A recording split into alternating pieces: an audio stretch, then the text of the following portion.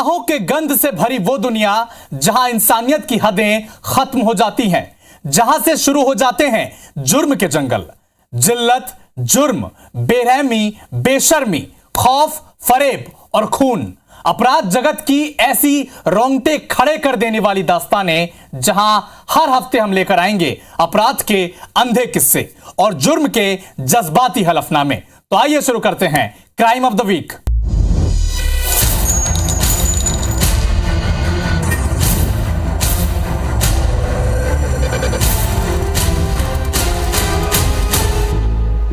बहुत सादगी थी मुझ में, तुम क्या मिले, संवरना आ गया मुझे।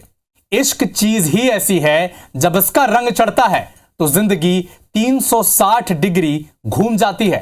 वो बाबुल के आंगन में खेलते वक्त किसी और के बचपन का प्यार थी, फिर 7 फेरों के बाद सुहाग की आंगन की पवित्र तुलसी हो गई।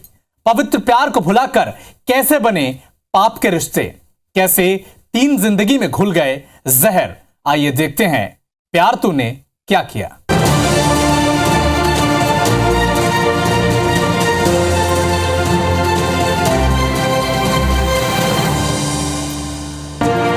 तारीख 15 अगस्त 2023, वक्त आधी रात का, बारिश, रात और आग।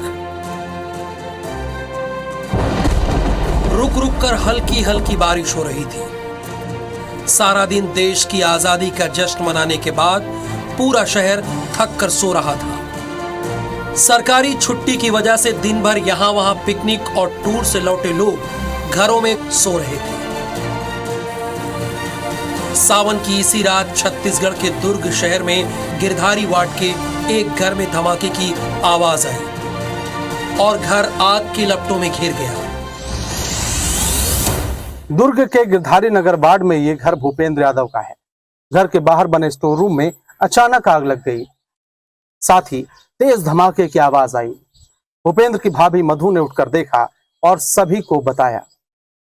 आग पर काबू पाने की कोशिश के दौरान यहाँ एक लाश भी मिली। लाश इतनी बुरी तरह जल चुकी थी कि उसे पहचान पाना भी मुश्किल था। इस बीच पता चला कि सुप्रिया अपने कमरे में नहीं है। जलते हुए स्टोर रूम के पास ही कुछ जलती हुई चूड़ियां और बिछिया भी मिली। ये सुप्रिया की ही थी। भूपेंद्र यादव के घर में आग लगने की सूचना पाकर पुलिस मौके पर पहुंच गई। किसी तरह आग पर काबू पा लिया गया। जांच के दौरान स्टोर रूम के पास सुप्रिया की टूटी हुई चूड़ियां और बिछिया पड़ी मिली। परिजन की शिनाख्ती के बाद पुलिस को भी यकीन हो गया कि ये लाश सुप्रिया की ही है। गिरधारी नगर से सूचना मिली थी 15 और 16 अगस्त के दरमियानी रात को कि एक घर में घर के कोने में आग लगी हुई है और कोई बॉडी उसमें जलती हुई दिख रही है। सूचना पर पुलिस की टीम वहां पहुंची। जब आग ठंडी हुई तो पुलिस ने कंकाल में बदल चुकी लाश को पंचनामा कर कब्जे में लिया और पोस्टमार्टम के लिए भेज दिया। परिजन की ओर से लाश की शिनाख्त किए जाने और घटनास्थल की परिस्थितियों के साथ मौके से मिले सबूतों के बाद पुलिस के मन में बहुत ज्यादा कोई सवाल नहीं था। घटनास्थल था, उसका निरीक्षण करने पर समझ आया कि एक बॉडी उसमें जली हुई है, लेकिन इतनी बुरी तरीके से जल गई थी कि उसको पहचान पाना संभव नहीं था। तारीख 16 अगस्त 2023, वक्त रात 8 बजे, जगह खैरागढ़ जाल बांधा के बीच, जब जिंदा मिल गई।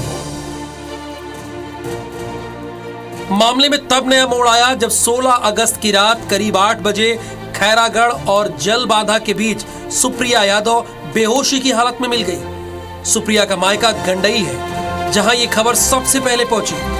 सुबह जो परिजन सुप्रिया की मौत पर आंसू बहा रहे थे, अब वे उसे जिंदा और बेहोशी की हालत में पाकर खुश भी थे और हैरान भी। हम लोगों ने हर एक एंगल से जांच जारी रखा इसमें।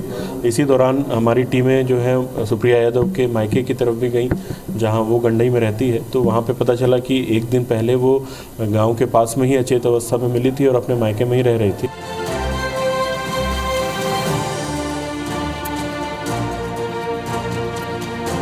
सुप्रिया के जिंदा जल जाने की बात से सुबह से ही परिवार सदमे में था, लेकिन रात को उसके जिंदा होने की आई खबर ने उन्हें और भी हैरान कर दिया कि आखिर सुप्रिया बेहोशी की हालत में वहां पहुंची कैसे। परिजनों के साथ साथ पुलिस के सामने भी बड़ा सवाल खड़ा था कि आखिर सुप्रिया यादव जिंदा है तो घर के स्टोर में जलने वाली आखिर कौन थी। शुरुआती जांच में पुलिस ने मौत के इस केस में सिर्फ मामला दर्ज किया, लेकिन जब सुप्रिया जिंदा मिल गई तो इस केस ने उसे बुरी तरह उलझा दिया। उसने घटनास्थल पहुंचकर दोबारा से जांच की, परिजन से एक एक करके पूछताछ हुई, सबके बयान दर्ज किए गए। सबसे अहम था सुप्रिया यादव का बयान कि आखिर वो रात को घर में सो रही थी तो खैरागढ़ और जलबांधा के बीच कैसे पहुंच गई। संदेह और मतलब गहराया कि ये बॉडी किसकी है और घटनाक्रम क्या हुआ है, उसके संबंध में फिर अलग अलग टीमें विश्लेषण पे लग गई। कुछ साइबर एनालिसिस के लिए, कुछ फील्ड पे हमारी टीमें लगी हुई थी। और उसके बाद फिर जब सुप्रिया यादव को यहाँ ला करके पूछताछ की गई। हादसा नहीं थी, घर में लगी आग। साजिश की आग का कौन था सूत्रधार। सुप्रिया यादव ने जब पुलिस को बयान दिया तो सुनकर पुलिस के होश फाख्ता हो गए। 15 अगस्त को घर में लगी आग कोई हादसा नहीं था, बल्कि वो साजिश की आग थी। इस अग्निकांड और साजिश की प्रमुख किरदार सुप्रिया यादव थी। सुप्रिया के बयान ने पुलिस की जांच की दिशा ही मोड़ दी। ऐसा इसलिए क्योंकि घटना वाली रात से कुछ दिन पहले एक मर्डर हुआ था। सुप्रिया के बयान के बाद भी पुलिस को उसके एक सवाल का जवाब तो मिल गया, लेकिन दूसरा सवाल उसके सामने बड़ी चुनौती थी। अग्निकांड की साजिश का कत्ल से क्या कनेक्शन था और कौन था जिसकी मौत सुप्रिया की जगह जलने की वजह से हुई थी। कौन थी वो? परिजन के साथ पुलिस भी इसी सवाल की गुत्थी में उलझ गई कि आखिर सुप्रिया यादव जब उनके सामने सही सलामत खड़ी है तो फिर किसका हुआ खून? हत्या करने के बाद किसकी लाश को आपके हवाले किया गया?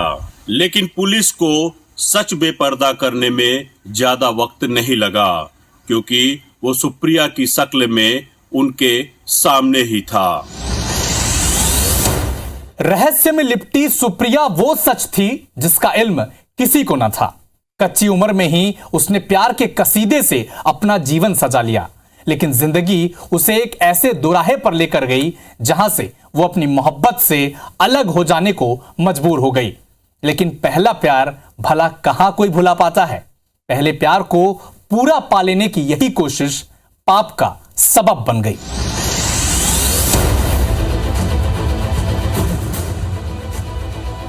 करीब 20 साल पहले जब शुरू हुई थी बचपन की मोहब्बत, जब वो दोनों साथ साथ पढ़ते थे, पढ़ते पढ़ते पढ़ी मोहब्बत की किताब। जी हाँ, मोहब्बत के जज्बात की ये कहानी उनकी जवानी शुरू होने के पहले ही शुरू हो गई थी। तब उनका बचपना ही था।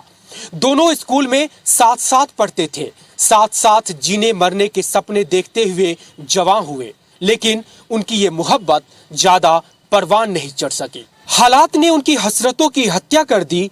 सुप्रिया के घर वालों ने उसकी शादी गंडई से बहुत दूर दुर्ग में कर दी।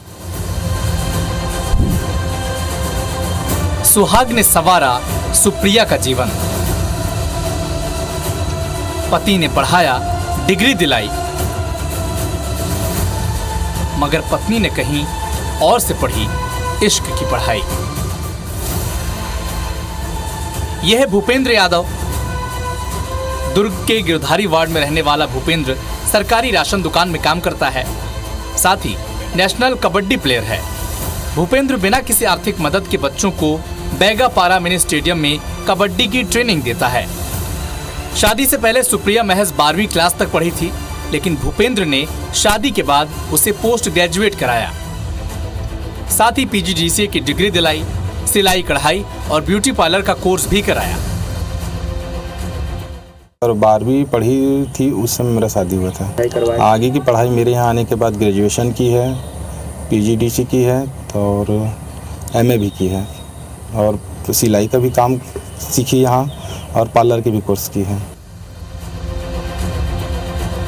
भूपेंद्र और सुप्रिया की शादी साल 2010 में हुई थी। शादी के कुछ साल तक तो सब ठीक रहा। सुप्रिया और भूपेंद्र के 2 बेटे भी हो गए, लेकिन धीरे धीरे सुप्रिया का मन ससुराल से उचटने लगा था। भूपेंद्र ने सुप्रिया के नाम से ब्यूटी पार्लर भी खुलवा दिया ताकि उसका मन लगा रहे, लेकिन सुप्रिया का मन तो कहीं और लगा था। उसने ये बात बताई कि उसका एक उमेश साहू नाम के व्यक्ति के साथ संबंध था पहले से, और वो आगे का जो जीवन है उसी के साथ बताना चाहती थी। तो इन लोगों ने मिल करके इस तरह की कहानी बनाई थी। शादी होने के बाद उमेश भी अपने बचपन के प्यार को भुला चुका था, लेकिन जब कभी सुप्रिया मायके आती, उससे मिलकर उमेश की हसरतें फिर जवां हो जाती। सुप्रिया की आंखों में भी प्यार की अधूरी दुनिया को फिर से बसाने के सपने मचल उठते। जुलाई के महीने में उमेश बी फार्मेसी की परीक्षा देने के लिए दुर्ग आया था। इसी दौरान उसकी मुलाकात सुप्रिया से हुई। सुप्रिया ने साफ साफ कहा कि वो अब उसके बिना नहीं रह सकती है और वो हमेशा के लिए एक दूसरे का हो जाने के लिए कोई रास्ता निकाले। 32 साल की सुप्रिया ने अपने प्रेमी उमेश से कहा कि वो इसे भगा कर ले जाए, लेकिन बदनामी नहीं होनी चाहिए। लिहाजा उमेश ने ऐसी खतरनाक साजिश रची जिसके बारे में कोई सहज ही कल्पना तक नहीं कर सकता। सुप्रिया की आंखों का सपना कैसे साजिश में बदला, ये भी बेहद दिलचस्प और खौफ से भरा है।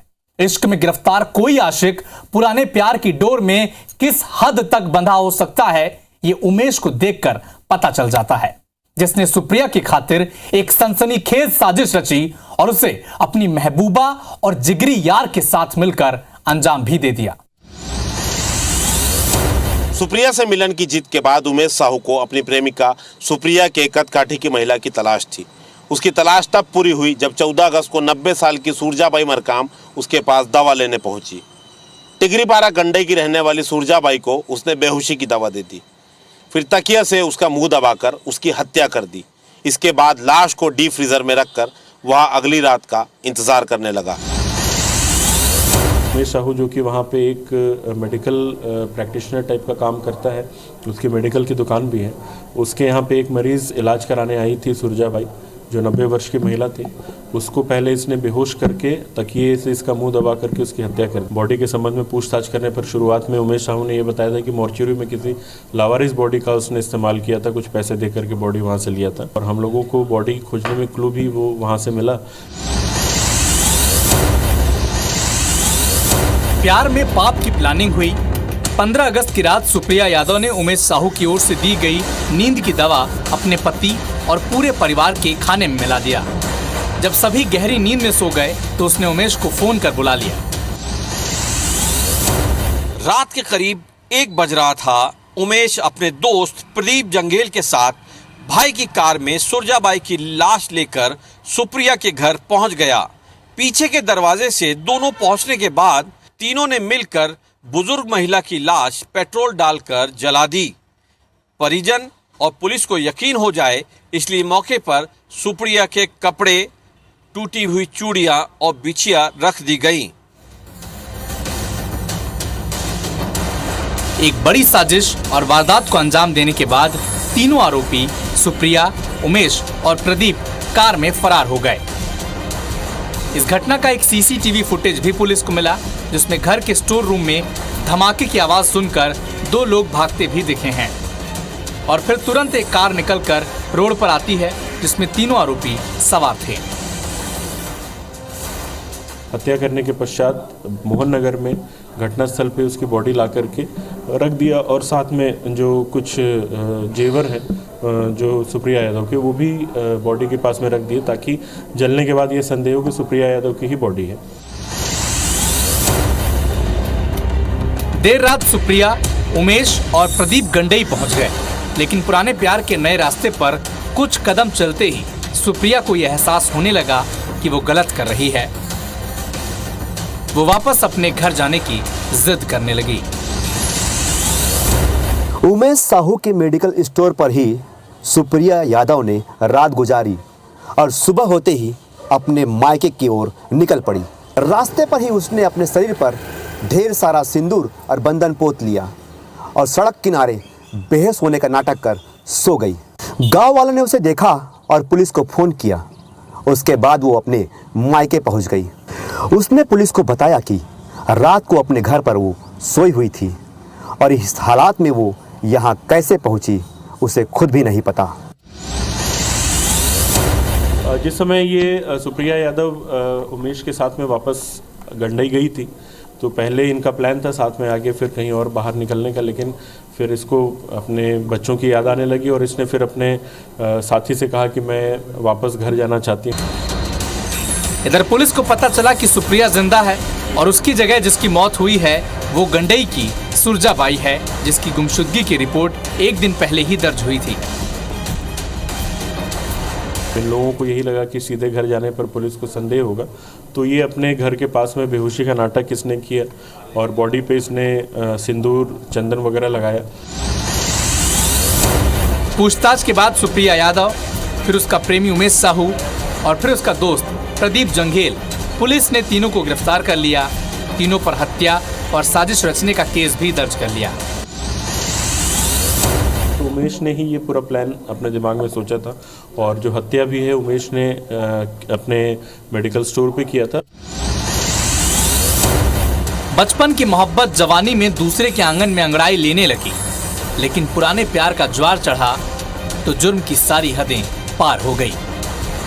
उमेश ऐसा आशिक था जो सुप्रिया के इश्क में उसकी हर बात मानता था, चाहे प्रेम हो, अलगाव हो, फिर मिलन हो, साजिश हो या फिर मर्डर।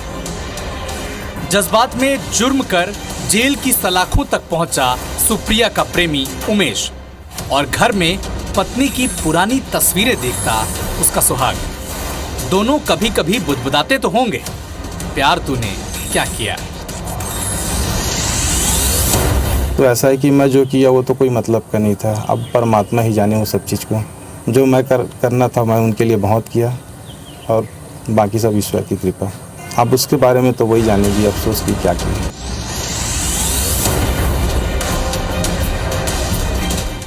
आकाश राव, IBC 24 तुर्क। प्यार तूने क्या किया, एक आशिक जिसने सब कुछ अपनी मोहब्बत के डोर में बंद कर किया और एक सुहाग जिसने सुप्रिया का जीवन संवारने सब कुछ दांव पर लगा दिया। लेकिन जाने वाले का क्या जाता है, दर्द रुखसत करने वालों से पूछो।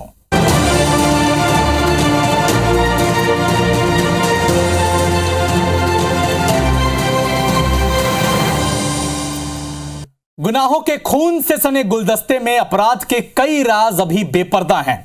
अगले हफ्ते हम फिर से आपको बताएंगे अपराध की कुछ अनदेखी अनसुनी दास्तानें। तो आज के लिए हमें दीजिए अनुमति, लेकिन देश और दुनिया की बाकी खबरों के लिए आप देखते रहिए IBC 24।